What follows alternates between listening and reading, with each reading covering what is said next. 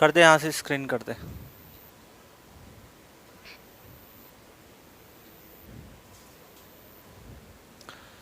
अरे वहाँ से वो हटा करके दूसरी जगह लगा देना। कर दी क्लास। चलो।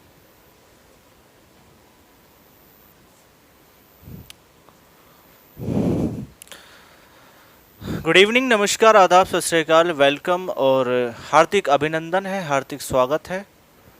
तो जैसा कि आप लोग जानते हैं कि कल कुछ टेक्निकल समस्या थी और हमारा इंटरनेट भी थोड़ा स्लो था, तो जिसमें हमारी जो क्लास है वो नहीं हो पाई।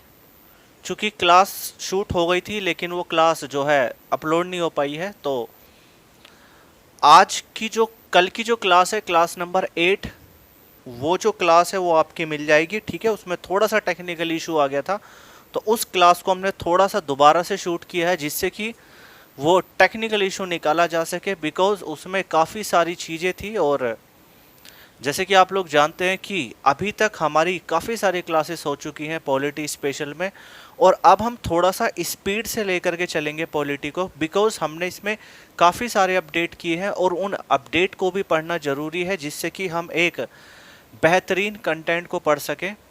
काफ़ी सारे बच्चे कह रहे थे कि सर मूल विधि कब चलेगी, तो मूल विधि की क्लास जल्दी होगी आपकी, टेंशन ना लीजिए, क्योंकि आप लोग जानते हैं कि मूल विधि का जो सिलेबस है वो पॉलिटी से बहुत कम है। यानी कि अगर हमें पॉलिटी को 100% पढ़ना पड़ेगा तो हमें मूल विधि को मात्र 20 से 30% ही पढ़ना पड़ेगा। ठीक है, तो मूल विधि की भी क्लास ले लेंगे, हालांकि उसकी ज़्यादा क्लास नहीं होंगी, लेकिन हम उसमें सभी चीज़ें कवर करेंगे जो हमारे उत्तर प्रदेश पुलिस एसआई में आने वाली है। ठीक है, और ये भी याद रखिएगा कि अभी हाल ही में वैकेंसीज आने वाली हैं आपकी यूपी लेखपाल के लिए। तो यूपी लेखपाल के लिए आप सभी लोग फॉर्म फिलअप कर दीजिएगा, जिसमें कि एक बेसिक रिक्वायरमेंट होती है एग्जामिनेशन की, जिसमें आपका मैथ, रीजनिंग, जीएस और आपकी हिंदी आती है। तो 8,000 के अराउंड में वैकेंसीज हैं, तो आप लोग उसको ट्राई कीजिएगा। ठीक है, चलिए। तो हम बात कर रहे थे पॉलिटी के बारे में, और हम सब जानते हैं कि हमारा जो चैप्टर चल रहा था वो चल रहा था प्रेसिडेंट, और प्रेसिडेंट में हमने जो पढ़ रहे थे वो पढ़ रहे थे इलेक्शन ऑफ प्रेसिडेंट। तो सबसे पहले हमने इलेक्शन ऑफ प्रेसिडेंट के बारे में पढ़ा, यानी कि राष्ट्रपति का जो निर्वाचन होता है, जो राष्ट्रपति का चुनाव होता है, वो पढ़ा। तो उसको एक बार थोड़ा सा रिपीट कर लेते हैं। ठीक है, तो हम सब जानते हैं कि राष्ट्रपति का जो चुनाव जो है वो आर्टिकल 54 में है, और इसमें एक इलेक्टोरल कॉलेज बनता है, एक निर्वाचन मंडल बनाया जाता है। हालांकि भारत की जो जनता है वो प्रत्यक्ष रूप से राष्ट्रपति के चुनाव में हिस्सा नहीं लेती है, वो एक इनडायरेक्ट रूप से हिस्सा लेती है। यानी कि अगर हम बात करें तो राष्ट्रपति का चुनाव इनडायरेक्टली होता है, अप्रत्यक्ष रूप से होता है, और उसमें एक इलेक्टोरल कॉलेज बनाया जाता है, एक निर्वाचन मंडल बनाया जाता है, और उन निर्वाचन मंडल में जो मेंबर होंगे उन सभी के द्वारा राष्ट्रपति के चुनाव में वोटिंग की जाती है। ठीक है, अब वे लोग कौन होंगे, तो आप सब जानते हैं कि सबसे पहले होंगे लोकसभा के निर्वाचित सदस्य, फिर होंगे आपके राज्यसभा के निर्वाचित सदस्य, और लोकसभा और राज्यसभा के जो सदस्य होते हैं हम उनको क्या बोलते हैं, एमपी बोलते हैं, यानी कि मेंबर ऑफ पार्लियामेंट, जिनको हम हिंदी में बोलते हैं सांसद। ठीक है, तो लोकसभा और राज्यसभा के निर्वाचित सदस्य हो गए। उसके बाद दिल्ली एंड पुदुचेरी के निर्वाचित जो है एमएलए हो गए। और आपका आपका और क्या बचा, आपका जो बचा है वो बचा है जितने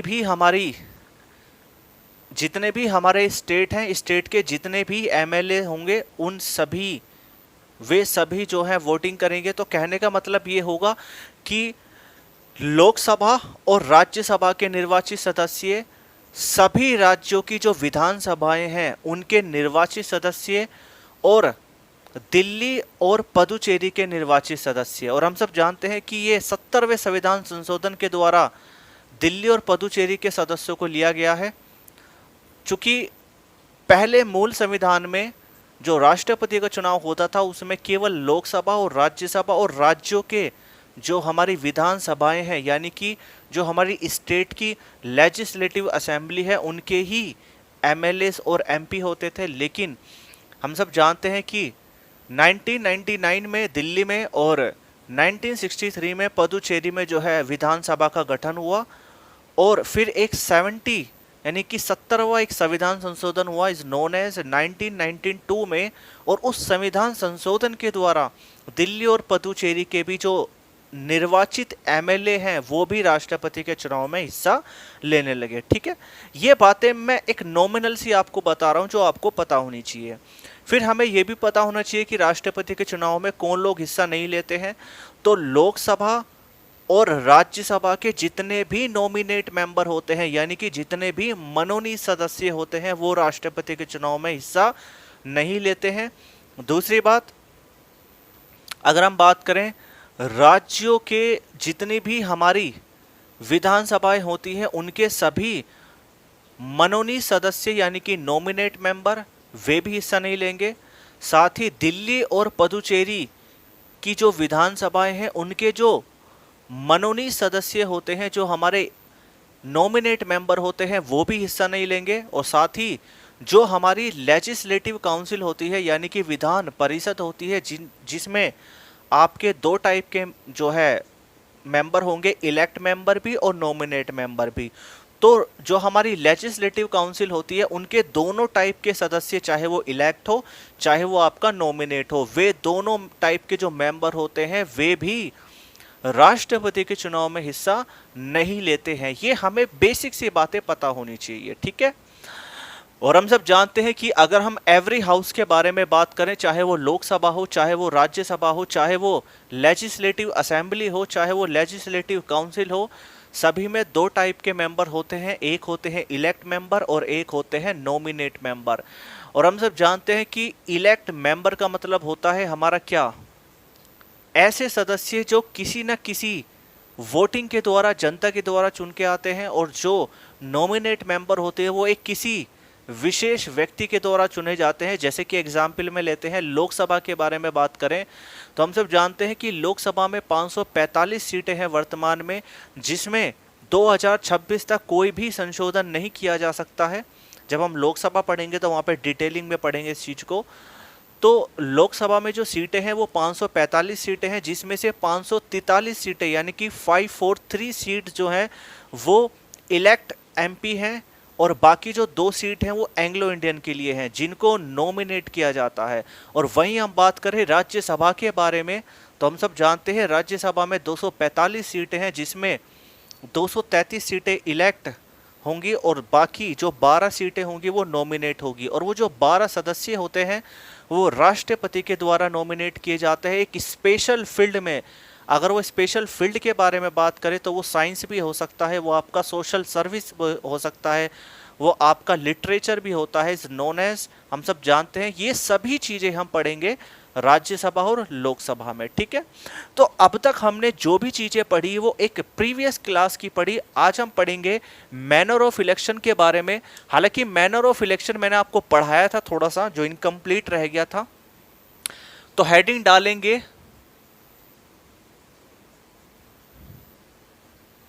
मैनर ऑफ इलेक्शन।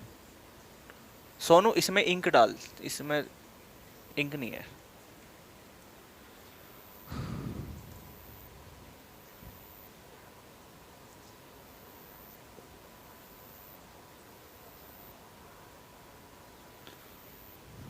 एक सेकंड रुकेंगे बच्चे।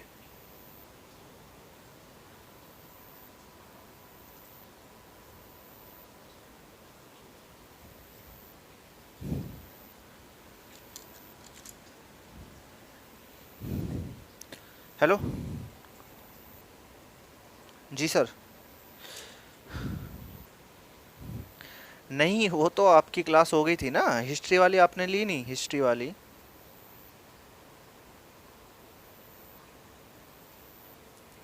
तो वहाँ पे वो मिल जाएगा, उसको करवा दो, क्योंकि मैं तो अपनी स्टूडियो से ले रहा हूँ क्लास।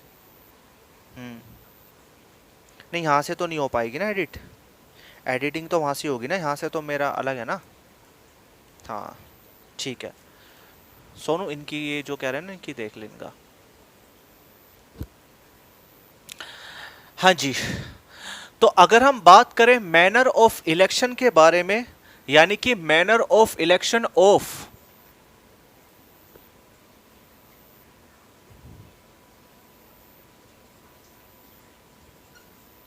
प्रेसिडेंट के बारे में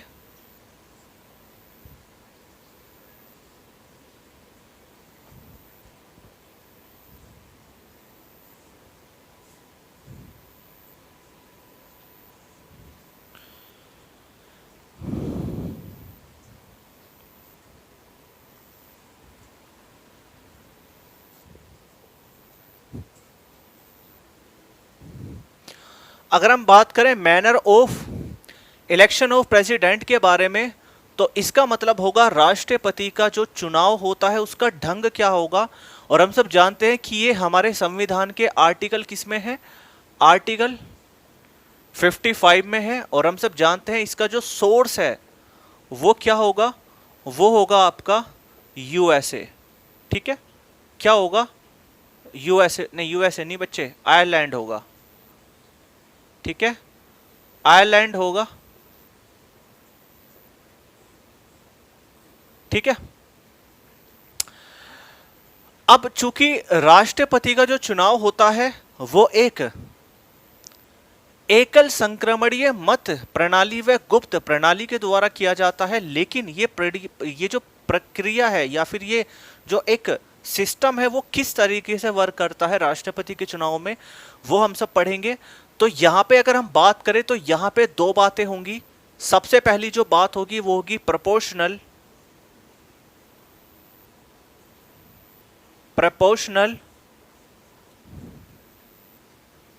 रिप्रेजेंटेटिव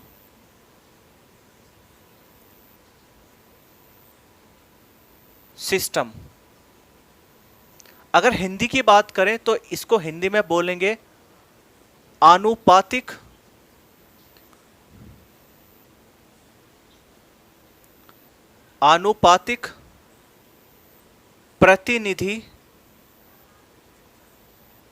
प्रतिनिधित्व प्रणाली। और दूसरा जो पॉइंट होगा वो होगा सिंगल ट्रांसफेरेबल वोट सिस्टम। यानी हिंदी में बात करें तो हिंदी में बोलेंगे एकल संक्रमणीय मत प्रणाली, नंबर 1, और यह है नंबर 2। देखिएगा, अगर हम बात करें मैनर ऑफ इलेक्शन के बारे में तो हम सब जानते हैं कि राष्ट्रपति का जो चुनाव का तरीका है, जो ढंग है, वो हम सब जानते हैं आर्टिकल 55 में दिया है। और इसका जो सोर्स है, जो इसका स्रोत है, यानी कि ये हमने कहां से लिया, तो ये हमने आयरलैंड से लिया। अब यहाँ पे बच्चे दो बातें होंगी। पहली बात होगी प्रोपोर्शनल रिप्रेजेंटेटिव सिस्टम, यानी कि आनुपातिक प्रतिनिधित्व प्रणाली।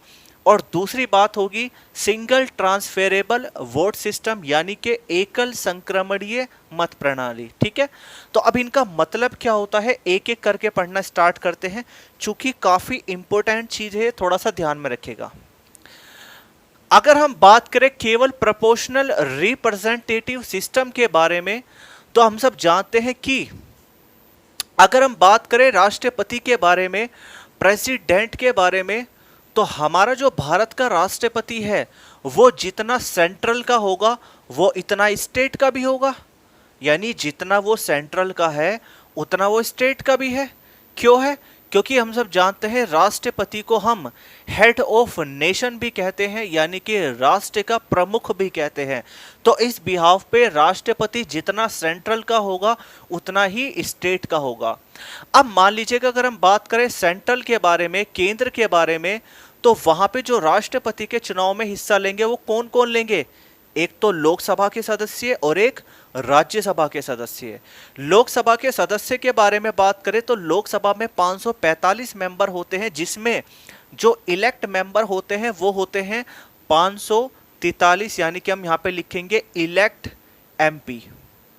और राज्यसभा से बात करें तो राज्यसभा में 245 टोटल मेंबर होते हैं, जिसमें कि 233 मेंबर होंगे आपके इलेक्ट एमपी, यानी कि 233 जो होंगे वो होंगे इलेक्ट एमपी। ठीक है, तो अगर हम सेंट्रल की तरफ से बात करें तो सेंट्रल की तरफ से इतने मेंबर ये जो है वोटिंग करेंगे, तो ये टोटल हो जाएगा 3 और 3 6, और यहाँ पे 7, यहाँ पे 7, यानी कि 776 एमपी। ठीक है, लेकिन अगर हम बात करें स्टेट के बारे में, तो स्टेट में यानी कि ऑल स्टेट, यानी कि ऐसा लिखेंगे ऑल एमएलए ऑफ स्टेट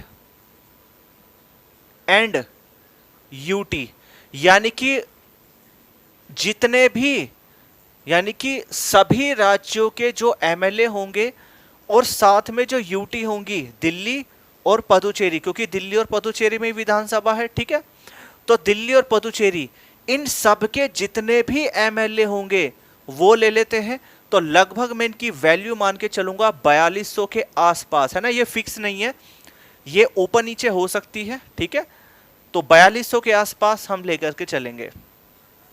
तो अब कहीं ना कहीं प्रोपोर्शनल रिप्रेजेंटेटिव सिस्टम का मतलब क्या है कि इन दोनों को बराबर करना। क्यों बराबर कर रहे हैं? क्योंकि हम सब जानते हैं कि राष्ट्रपति हेड ऑफ नेशन कहलाता है, और राष्ट्रपति जितना सेंट्रल का भी होगा उतना स्टेट का भी होगा। तो इस बिहाव पे कहीं ना कहीं हमें इन दोनों को बराबर करना पड़ेगा, और जो इन दोनों को बराबर किया जाता है उसको ही हम बोलते हैं प्रोपोर्शनल रिप्रेजेंटेटिव सिस्टम, यानी कि आनुपातिक प्रतिनिधित्व प्रणाली। ठीक है, क्लियर हुई कि नहीं हुई बात?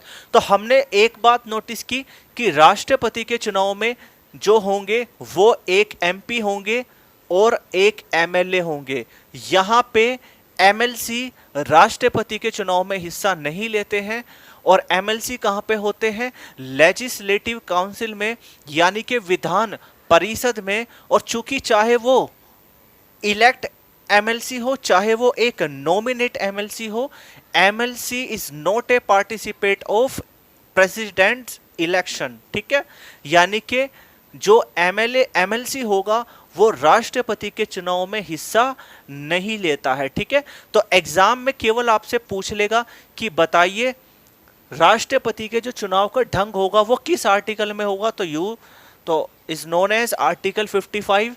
सोर्स क्या होगा? आयरलैंड होगा। पूछ लेगा आनुपातिक प्रतिनिधित्व प्रणाली क्या होती है, तो आप बता सकते हैं कि सेंट्रल में जो मेंबर होंगे, जो स्टेट के मेंबर होंगे, उनको बराबर करने की जो प्रक्रिया होती है वो आनुपातिक प्रतिनिधित्व प्रणाली होती है। यानी कि हमें यहाँ पे दोनों को बैलेंस लेकर के चलना पड़ेगा। जो हमारा स्टेट का होगा वो ही इक्वल करना पड़ेगा हमें सेंट्रल को, यानी कि दोनों को साथ ही लेकर के चलना है। क्योंकि हमारा जो राष्ट्रपति होता है वो हेड ऑफ नेशन होता है, राष्ट्र का प्रमुख होता है, और जितना राष्ट्रपति एक सेंट्रल का होगा उतना ही राष्ट्रपति एक स्टेट का भी होता है। ठीक है, इतनी बात बताइए, समझ में आई कि नहीं आई? अब इशू ये आता है कि हम इसको बराबर कैसे करेंगे। ठीक है, यहाँ पे हम इसको बराबर कैसे करेंगे?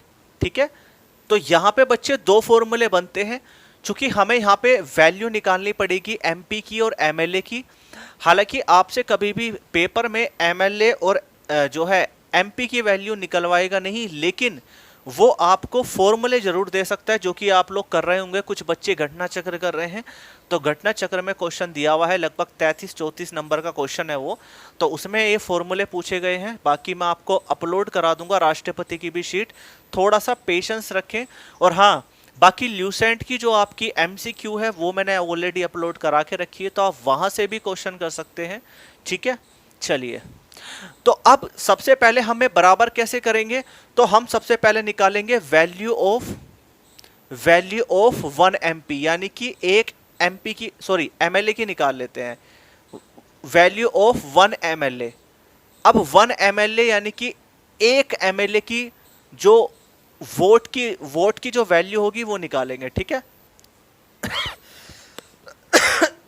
विकास, ये क्या नाम है तेरा? सोनू, इसे हटा करके इसकी थोड़ी सी आवाज कम कर दे, इसका थोड़ी सी लाइटिंग कम कर दे, आग पे आ रही है। पीछे की कितनी हो गई है? ये 20 मिनट की हो गई। ठीक है, चलो, तो अगर हम बात करें वैल्यू ऑफ 1 एमएलए के बारे में, यानी कि 1 एमएलए वोट के बारे में, ठीक है, तो कैसे निकालेंगे? तो सबसे पहले हम यहां पे क्या करेंगे, सबसे पहले हम लिखेंगे फॉर्मूले में टोटल पॉपुलेशन ऑफ स्टेट, यानी कि राज्य की कुल जनसंख्या, नीचे लिखेंगे elect MLA of state multiply 1000, ठीक है, ये फॉर्मूला बनता है, ठीक है। यानी हिंदी में बात करें तो कुल राज्य की जनसंख्या, यहां पे निर्वाचित एमएलए की संख्या मल्टीप्लाई 1000, ठीक है। अब सपोज दैट मैं एक एग्जाम्पल में लेता हूं, जैसे मैंने ले लिया, मान लीजिएगा एक स्टेट ले लेता हूं मैं राजस्थान, ठीक है, और राजस्थान में मान लो 200 एमएलए हैं, कितने हैं 200 एमएलए, ठीक है ना भाई। देखो अगर हम बात करें राजस्थान के बारे में तो वहां पे जो उनका जो एक कॉन्स्टिट्यूंसी रीजन होगा, जो एक उनका क्षेत्र होगा, तो वहां से अलग अलग जो है, अलग अलग पार्टी के अलग अलग जो है प्रतिनिधि उठेंगे, यानी कि अलग अलग मेंबर उठेंगे, कोई बीजेपी से होगा, कोई एसपी से होगा, कोई आप से होगा, ठीक है, कोई आपका बीएसपी से होगा। तो कहने का मतलब ये होगा कि अब कहीं ना कहीं वे जो मेंबर होंगे वे खड़े होंगे, चुनाव लड़ेंगे। तो मैं मान लेता हूं कि एक राजस्थान स्टेट है और वहां पे 200 एमएलए हैं, कितने एमएलए हैं 200 एमएलए, और जो राजस्थान की जो पॉपुलेशन है वो है आपकी 6 करोड़, यानी कि 6 करोड़ उसकी जनसंख्या है। तो अब हम एक एमएलए की वोट की वैल्यू कैसे निकालेंगे, तो हम सबसे पहले लिखेंगे टोटल पॉपुलेशन ऑफ स्टेट। तो स्टेट हमने लिया राजस्थान, तो इसकी टोटल पॉपुलेशन ले लेंगे 6 करोड़, ठीक है, कितने ले लेंगे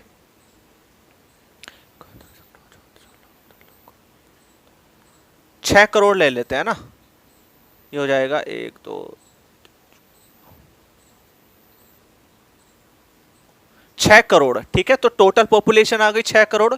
फिर हम लेंगे इलेक्ट एमएलए ऑफ स्टेट, और एमएलए ऑफ स्टेट, और राजस्थान स्टेट में कितने एमएलए हैं 200, और मल्टीप्लाई 1000, तो कितना हो जाएगा, 3 जीरो से ये चला गई, 2 जीरो से ये चला गई, तो यानी कि कितना हो गया आपका 600 आ गया। तो यानी कि मैं ये कह सकता हूं कि एक एमएलए बराबर कितना होगा 600 होगा, कितना होगा, एक एमएलए बराबर 600 होगा। तो 200 एमएलए बराबर कितना हो जाएगा, तो ये हो जाएगा 200, सॉरी 600 नहीं बेटा, ये होगा तुम्हारा 300, है ना। तो एक एमएलए की वैल्यू होगी 300, तो यानी कि 200 एमएलए की वैल्यू कितनी हो जाएगी, ये हो जाएगी आपकी 60,000, ठीक है, क्या हो जाएगी 60,000 हो जाएगी। तो इस तरीके से हम यहां पे वैल्यू निकालेंगे एक एमएलए की, ठीक है। कॉपी करो उसको फटाफट से, फिर मैं समझाता हूं, है ना, दोबारा से।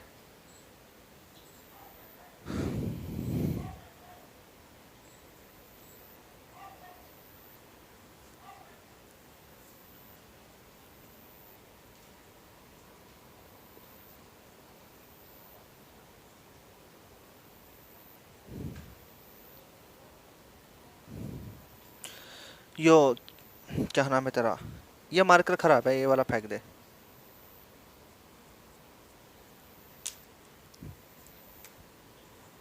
ये भी खराब है, ये ठीक है।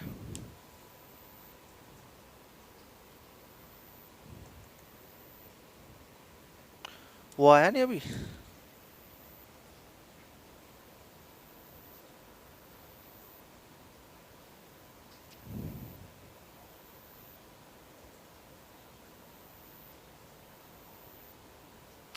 नीचे जाके कह दो उसने कह ना, सारे के लिए चाय बना देंगे, 2 कप बनवा लेना, एक मेरी एक अपनी, है ना। मीठा तेज। चलो भाई, तो चलिए आप दोबारा से एक बार समझ लेते हैं।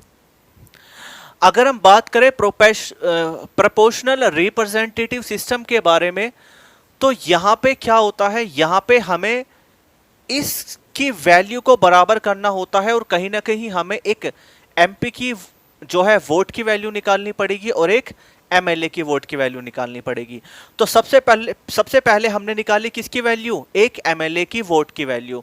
तो यहां पे फॉर्मूला बनता है टोटल पॉपुलेशन ऑफ स्टेट, यानी कि राज्य की कुल जनसंख्या upon elect MLA of state, यानी कि राज्य के निर्वाचित एमएलए, और मल्टीप्लाई 1000। ठीक है, तो मान लो मैंने एक राज्य ले लिया राजस्थान, और राजस्थान में मान लो 200 एमएलए हैं और उसकी जनसंख्या है 6 करोड़, तो यानी कि 6 करोड़ अपॉन 200 मल्टीप्लाई 1000, तो काट पीट के आपकी वैल्यू आ गई एक एमएलए बराबर 300। तो 200 एमएलए की वैल्यू क्या होगी, जब एक एमएलए बराबर 300 है तो 200 एमएलए बराबर कितना होगा, 60,000 होगा। ठीक है, क्लियर हुआ। तो पेपर में आपसे ये कभी बात नहीं पूछने वाला कि भाई ये निकाल के बताओ, ये तो आपसे तभी पूछ सकता है जब राष्ट्रपति का इलेक्शन चल रहा हो और उस बीच आपका पेपर आ जाए। ठीक है, लेकिन पूछेगा नहीं, है ना, बहुत रेयर केस होते हैं, यानी कि 100% में केवल 1% चांस होते हैं पूछने के। ठीक है, हाँ, लेकिन पेपर में ये सवाल जरूर पूछ लेगा कि बताइए अगर हमें एक एमएलए की वोट निकालनी हो तो कैसे निकालेंगे। शायद देखो मैं देख रहा हूं, अरे घटना चक्र देना ठाके, एक सेकंड बच्चे मैं आपको बता देता हूं क्वेश्चन किस तरीके से पूछेगा। अबे उल्लू, घटना चक्र, राष्ट्रपति का टॉपिक खोल दे, 1001 वो 101।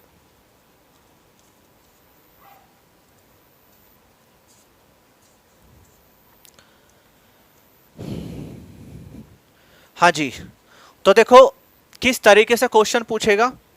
क्वेश्चन पूछ लेगा कि निम्न कथनों पर विचार कीजिए, और यहां पे एक छोटा सा क्वेश्चन दिया है कि भारत में राष्ट्रपति चुनाव के निर्वाचन मंडल में, ठीक है, और यहां पे आप शायद देख नहीं पाओगे। ठीक है, तो इसमें क्या है कि इसमें आपसे, हालांकि ये तो सिविल सर्विस आईएएस प्री में आया था 2003 में, लेकिन इसमें यही फॉर्मूले पूछे हुए हैं। पूछा हुआ है कि राज्य की जनसंख्या अपॉन राज्य की विधानसभा में निर्वाचित सदस्यों की संख्या मल्टीप्लाई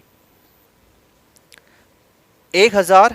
ठीक है, यानी विधानसभा के निर्वाचित सदस्यों के मत का मूल्यांकन करना हो तो। ठीक है, एक काम करता हूं मैं इस क्वेश्चन को आपको बाद में बताऊंगा, क्योंकि पहला आप कंसेप्ट पूरा सीख ले, लेकिन ये क्वेश्चन दिया हुआ है। ठीक है ना, और आपके जिनके पास घटना चक्र है वो पेज नंबर डी 115 पर आ जाएंगे, तो उसमें आपको क्वेश्चन नंबर 14 मिलेगा। ठीक है, रख दे इसको। ठीक है भाई, अब हम बात करते हैं एक एमपी की वोट के बारे में, यानी कि वैल्यू ऑफ 1 एमपी वोट। अब हम सांसद की वोट की वैल्यू निकालते हैं। ठीक है, अब उसका फॉर्मूला क्या बनेगा। देखो बच्चे एक बात का ध्यान रखना कि ये जो मैंने आपको निकाल के दिखाया ना, पेपर में कभी नहीं पूछेगा, ये केवल ये फॉर्मूला पूछेगा। इस फॉर्मूले को थोड़ा सा याद कर लेना। ठीक है, अब इसका फॉर्मूला क्या बनता है, इसका फॉर्मूला बनता है आपका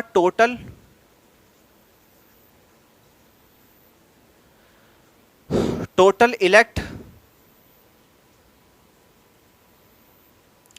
MLA of all state with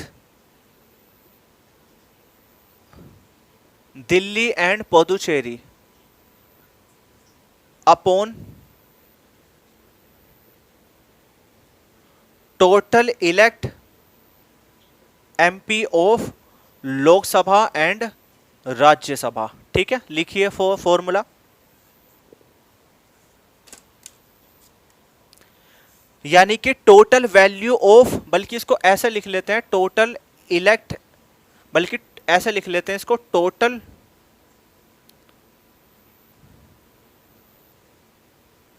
total elect, एक मिनट रुको, इसको ऐसे लिख लो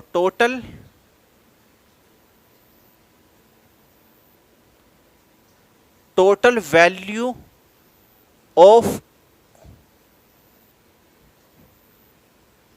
all MLA of all state with Delhi and Puducherry, है ना, ये ज्यादा ठीक रहेगा।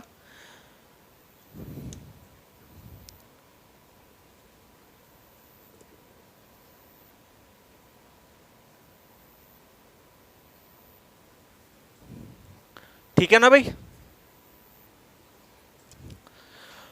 तो फॉर्मूला बनेगा वैल्यू ऑफ 1 MP। अगर हमें 1 MP की वोट की वैल्यू निकालनी है तो उसके लिए फॉर्मूला बनेगा total value of all MLA, यानी कि सभी MLA, यानी कि इसको ऐसा लिख लेते हैं कि ऑल MLA, यानी कि ऑल इलेक्ट MLA कर लेते हैं ना, all elect MLA of all state, यानी कि सभी राज्यों के निर्वाचित जो MLA होंगे, साथ में दिल्ली और पुदुचेरी के जो भी निर्वाचित MLA होंगे उनकी टोटल संख्या, और भाग देनी है total elect MP of Lok Sabha and Rajya Sabha, यानी कि राज्यसभा और लोकसभा के जितने भी निर्वाचित MP है उनकी संख्या से डिवाइड करेंगे तो क्या होगा, तब जाकर के एक MP की वैल्यू निकल के आएगी।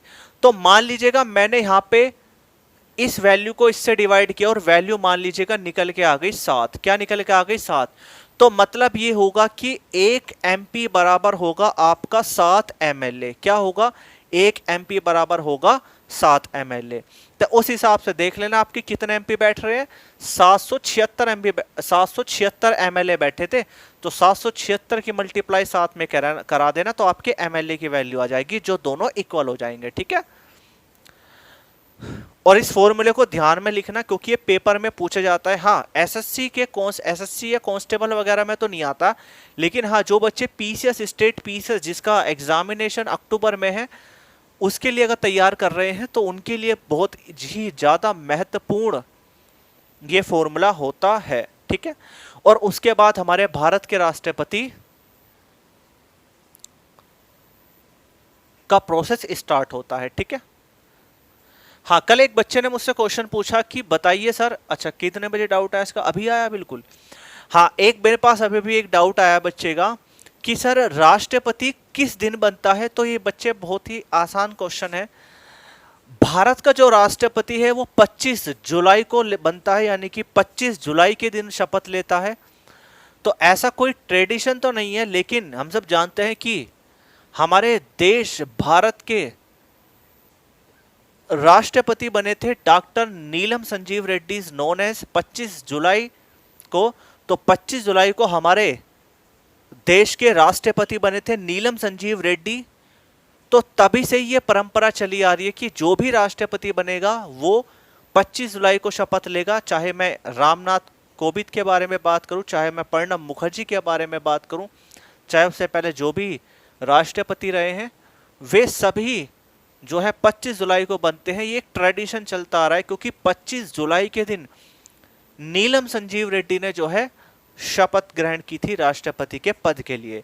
हालांकि कोई संवैधानिक नहीं है, कोई कॉन्स्टिट्यूशनल मैटर नहीं है, कोई ऐसा संविधान में नहीं लिखा, लेकिन ये एक ट्रेडिशन चला आ रहा है, एक परंपरा चली आ रही है। ठीक है, तो बच्चे क्लियर हुआ। अब हम पढ़ते हैं नेक्स्ट कंसेप्ट जिसका नाम है सिंगल ट्रांसफरेबल वोट सिस्टम। इसको थोड़ा सा ध्यान में समझना। ठीक है, तो अब हम बात करते हैं, टाइमिंग क्या हो गया, तो अब हम बात करते हैं सिंगल ट्रांसफरेबल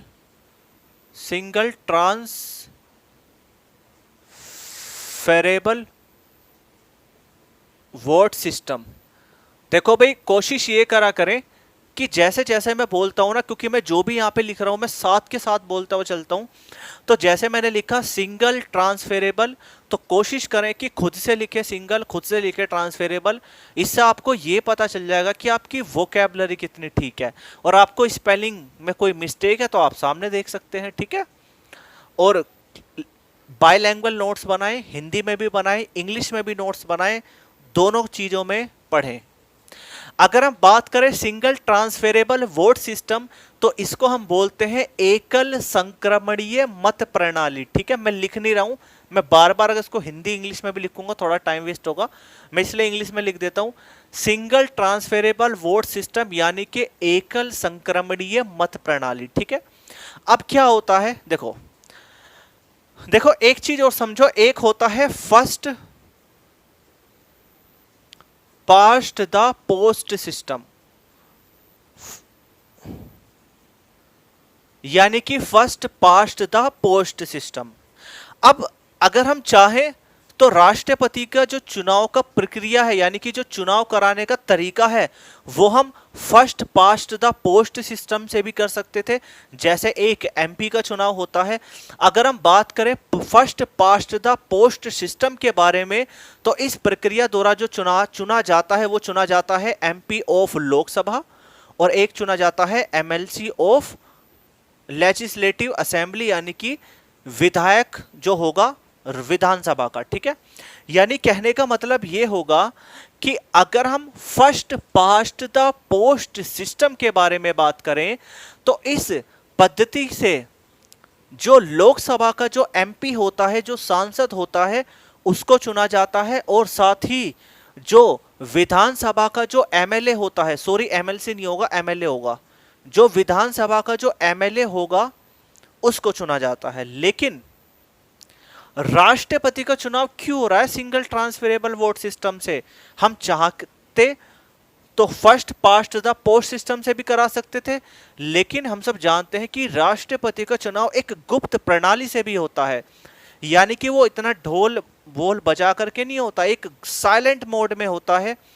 तो अगर एक ही वर्ड में आपसे पूछे कि राष्ट्रपति का चुनाव किस पद्धति के द्वारा होता है, तो is known as single transferable vote system, यानी कि एकल संक्रमणीय मत प्रणाली व गुप्त प्रणाली के द्वारा होता है। यानी कि एक हिडन टाइप का जो है चुनाव होता है, इसमें कोई एक तरीके से इतनी पब्लिसिटी नहीं होती है। ठीक है, और हम सब जानते हैं कि जो भी राष्ट्रपति के चुनाव में जो भी वोटिंग करेगा, अगर कोई मेंबर है, अगर कोई सेंट्रल में है तो वो पार्लियामेंट में करेगा, और कोई स्टेट में है तो वो अपनी विधानसभा में करेगा। ये भी एक पॉइंट याद रखेंगे। तो अगर हम बात करें सिंगल ट्रांसफरेबल वोट सिस्टम, तो हमने इसको क्यों चुना, हमने इसको क्यों नहीं चुना? क्योंकि बेटा इसमें कमी है। क्या है इसमें कमी है? और वो कमी क्या है? वो कमी ये है कि इसमें अगर किसी व्यक्ति को सबसे ज्यादा परसेंट में वोट मिलते हैं तो वो जीत जाता है, और लाजमी भी है, जीतना भी चाहिए, ठीक बात है। अब इस चीज को आप थोड़ा सा एग्जाम्पल से समझोगे।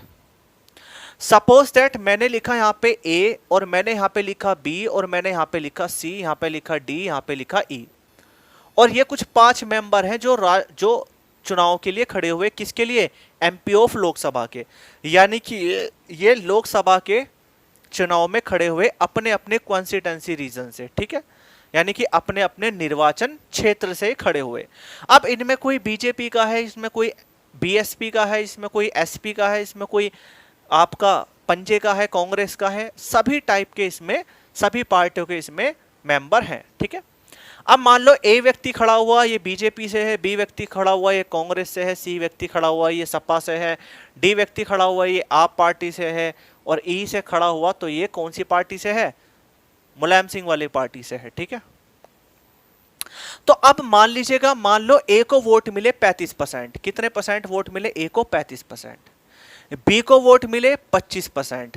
ठीक है, 25%। सी को वोट मिले मान लो 10%। कितने मिले? 10%। इसको मिले 5%, और इसको मिले 25%। ठीक है, तो वोटिंग कितने परसेंट हो गई? 100% हो गई भाई। 35 और 25 60, 70 और 5 75 और 25 100। ठीक है, 100% वोटिंग हो गई। अब ये बताओ इन पांचों में कौन चुना जाएगा, कौन बनेगा एमपी ऑफ लोकसभा? तो जाहिर सी बात है ए बनेगा। क्यों?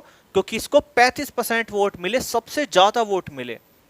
क्या मिले? सबसे ज्यादा वोट मिले। लेकिन मतलब क्या हुआ कि इसको केवल और केवल 35% लोग लाइक करते हैं, बाकी 65% लोग तो मेरे प्यारे बच्चों डिसलाइक करते हैं कि नहीं करते?